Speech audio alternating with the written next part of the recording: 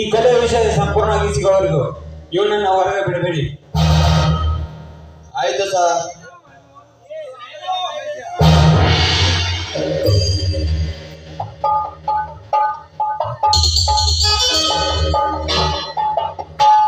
ಓಹೋ, ನಿಷ್ಠಾವಂತ PSI ಸಾಹೇಬ್ರಿಗೆ ನಮಸ್ಕಾರ. ಓ ಶಿಲ್ಪ, ನೀನೇನು ಇಲ್ಲಿ ನನ್ನನ್ನು ನೋಡಲು ಬಂದಿಲ್ವಾ? ಹುಚ್ಚಿ, ಇನ್ನೆರಡು ದಿವಸ ಬಿಟ್ಟಿದರೆ ನಾನೇ ಬಂದು ಬಿಡುತ್ತಿದ್ದೆ. ನಾನಿನ್ನ ನೋಡಲು ಬಂದಿಲ್ಲ ಶ್ರೀಧರ್. ಆ ಶೋಕನ ಹೆಂಡತಿ ಪಾರ್ವತಿಯ ಕೊಲೆ ಆಗಿದ ವಿಷಯವನ್ನು ನಿನಗೆ ಸಾಕ್ಷಿ ಕೊಡಲು ಬಂದಿದ್ದೇನೆ. ಅಂದರೆ ನಿನ್ನ ಮಾತಿನ ಅರ್ಥ?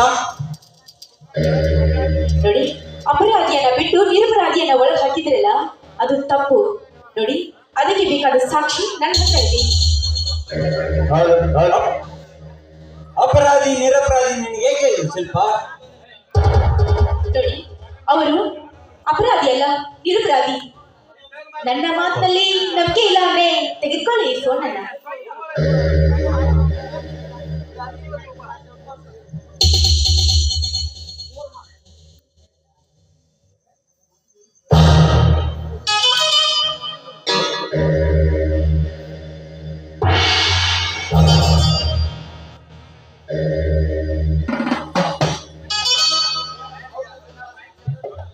ಹೌದು ಶಿಲ್ಪ, ಇವರು ನಿರಪರಾಧಿ ಅಂತ ನನಗೆ ಮೊದಲೇ ಗೊತ್ತಿತ್ತು.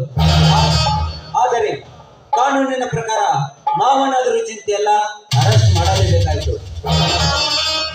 ಇವತ್ತಿನ ಸಾಕ್ಷಿ ಅವತ್ತೇ ಸಿಕ್ಕಿದರೆ ಗೊತ್ತು ಎಳೆದುಕೊಂಡು ಬರ್ತಿದ್ಯಾ ಉತ್ಸವದ ಗೌಡನ. ಎಂತ ಲುಚ್ಚ ಸುಳ್ಳು ಮಕ್ಕಳ ಸೊಮ್ಮ ಬಿಟ್ಟರೆ ಕೆಟ್ಟ ಸಾಮ್ರಾಜ್ಯಕ್ಕೆ ಪ್ರೋತ್ಸಾಹ ಕೊಟ್ಟಂತಾವುದೇ. ಕಾನ್ಸ್ಟೇಬಲ್, ಇವರನ್ನು ಬಿಟ್ಟುಬಿಡಿ. Yes sir.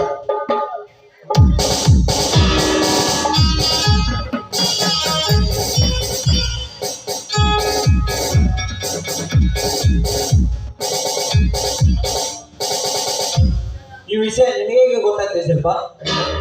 ಶ್ರೀಧರ್, ಈ ವಿಷಯದ ಬಗ್ಗೆ ಪ್ರಶ್ನೆ ಮಾಡಬೇಡಿ. ಇದಕ್ಕೆ ಸಾಕ್ಷಿ ನಿಮ್ಮ ಕೈಯಲ್ಲೇ ಇದೆ. ಅಂದರೆ ನಿನ್ನ ಮಾತಿನ ಅರ್ಥ? ನೋಡಿ, ಈ ವಿಷಯ ನನಗೆ ಗೊತ್ತಾಯ್ತು. ಅದಕ್ಕೆ ನಿಮ್ಮ ಹತ್ರ ಸಾಕ್ಷಿ ಹೇಳಲು ಇಲ್ಲಿಗೆ ಬಂದಿದ್ದೇನೆ.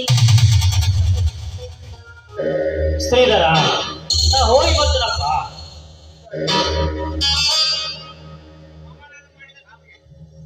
ಮಾವ, ನಾನು ಮಾಡಿದ ತಪ್ಪಿಗೆ ನನ್ನನ್ನು ಕ್ಷಮಿಸಿಬಿಡಿ.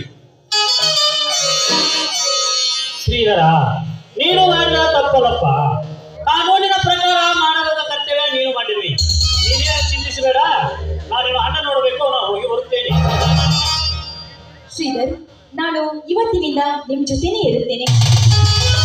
ಹೇಗೆ ಶಿಲ್ಪ? ಆ ಸಮಯ ಇನ್ನೂ ಕೂಡಿ ಬಂದಿಲ್ಲ. ಸಮಯ ಈಗ ಕೂಡಿ ಬಂದಿದೆ. ಅಂದರೆ ನೋಡಿ, ನಾನು ನಿನ್ನನ್ನು ನಂಬಿ ನನ್ನ ಅಣ್ಣನಿಂದ ದೂರಾಗಿ ಬಂದಿದ್ದೇನೆ. ತಪ್ಪು ಮಾಡಿಬಿಟ್ಟೆ ಶಿಲ್ಪ, ತಪ್ಪು ಮಾಡಿದೆ. ನೋಡಿ, ತಪ್ಪೋ ಒಪ್ಪೋ ಅದ್ಯಾವುದು ನನಗೆ ಗೊತ್ತಿಲ್ಲ. ನೋಡಿ, ನಾನಂತರೂ ನಿಮ್ಮನ್ನ ನಂಬ್ಕೊಂಡು ಬಂದಿದ್ದೇನೆ. ಆಯ್ತು ಶಿಲ್ಪ, ನೀನ್ ಯಾವಾಗಲೂ ನನ್ನ ಹೆಂಡತಿಯ ತಾನೆ? ಹೌದು, ನಾನು ಯಾವಾಗಲೂ ನಿಮ್ಮ ಹೆಂಡತಿನೇ. ಈ ಮಾತು ಸತ್ಯ. ಹಾಗಾದರೆ ಇದೇ ಸಂಭವ ಸಮಯದಲ್ಲಿ ಒಂದು ಹಾಡು ಹಾಡಬಾರದೆ ನನ್ನ ಅರಿವಿ? ಆಯ್ತು ರೀ, ನಿಮ್ಮ ಇಷ್ಟದಂತೆ ಆಗ್ಲಿ.